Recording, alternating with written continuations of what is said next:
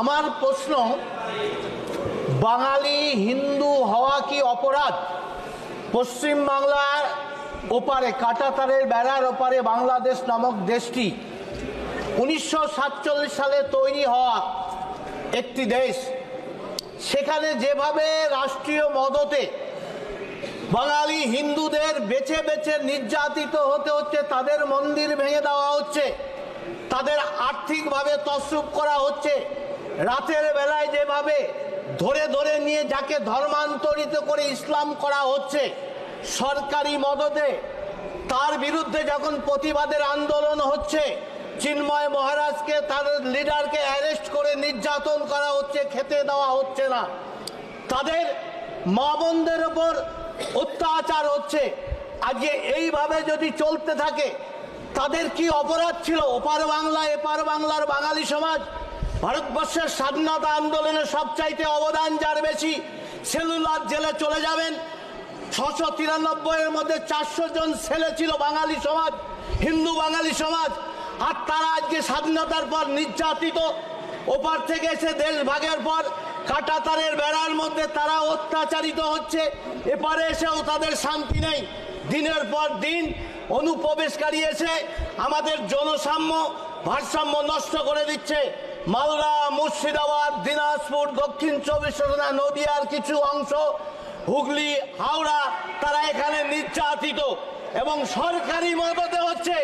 এবারে সরকার পর্যন্ত আমরা দেখছি দর্শক হয়ে যাচ্ছে, সরকারি সম্পদ তছনছ করছে, মন্দির ভাঙা হচ্ছে। বেলেডাঙ্গা ইস্যুকে কেন্দ্র করে যেভাবে বাংলায় বিভিন্ন জায়গায়, হাওড়া, উলুবেড়িয়া, বিভিন্ন জায়গায় দাঙ্গা ছড়াচ্ছে সরকারি মদতে। এইভাবে প্রশাসন চলতে পারে না। তাদের অপরাধ কি ছিল? স্বাধীনতা এনে আজকে সরকার কেন নীরব দর্শকের ভূমিকা পালন করছে? তাদের পেছনে দাঁড়ানো উচিত। আজকে যারা দেশ ভাগের জন্য দাবি করেছিল, সেই মুসলিম লীগ, তারা বলেছিল এবারে মুসলিমরা তাদের ধর্ম আচরণ করতে পারবে না, কিন্তু আমরা দেখছি পৃথিবীর সবচাইতে মুসলিম সমাজ এখানে ভালো আছে।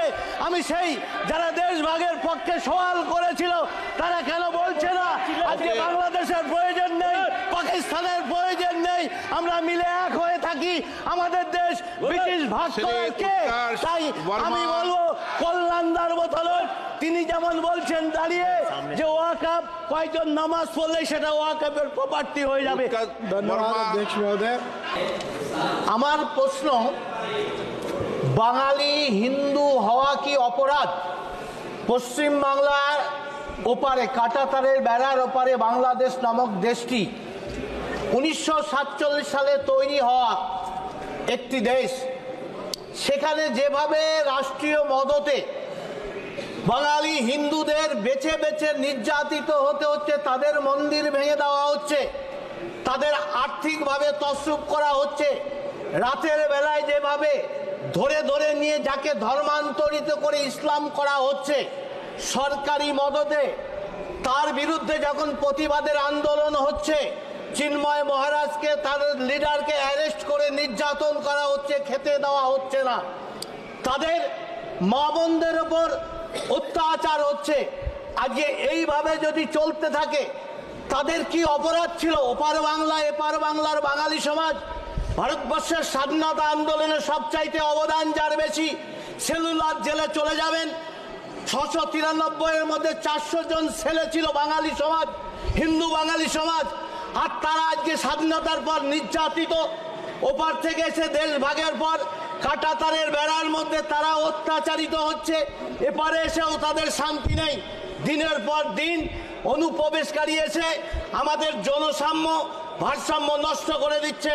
মালদা, মুর্শিদাবাদ, দিনাজপুর, দক্ষিণ 24 পরগনা, নদিয়ার কিছু অংশ, হুগলি, হাওড়া, তারা এখানে নির্যাতিত এবং সরকারি মদতে হচ্ছে।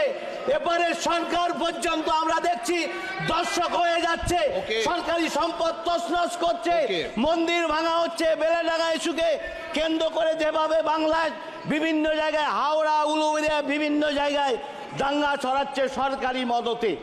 এইভাবে প্রশাসন চলতে পারে না। তাদের অপরাধ কি ছিল? স্বাধীনতা এনে আজকে সরকার কেন নীরব দর্শকের ভূমিকা পালন করছে, তাদের পেছনে দাঁড়ানো উচিত।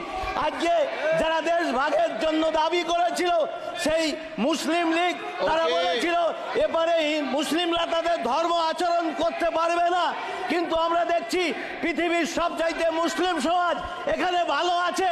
আমি সেই যারা দেশ ভাগের পক্ষে সওয়াল করেছিল তারা কেন বলছে না আজকে বাংলাদেশের প্রয়োজন নেই, পাকিস্তানের প্রয়োজন নেই, আমরা মিলে এক হয়ে থাকি, আমাদের দেশ ব্রিটিশ ভাগ করার কে? তাই আমি বলবো কল্যাণদার বোতল তিনি যেমন বলছেন দাঁড়িয়ে যে ওয়াকফ কয়েকজন নামাজ পড়লে সেটা ওয়াকফের প্রপার্টি হয়ে যাবে। ধন্যবাদ অধ্যক্ষ মহোদয়। আমাদের ভিডিও ভালো লাগলে লাইক এবং শেয়ার করুন। কমেন্ট সেকশনে গিয়ে জানান আপনাদের মতামত। আরও ভিডিও পেতে আমাদের চ্যানেল সাবস্ক্রাইব করুন এবং প্রতি মুহূর্তে খবরের আপডেট পেতে প্রেস করুন বেল আইকন।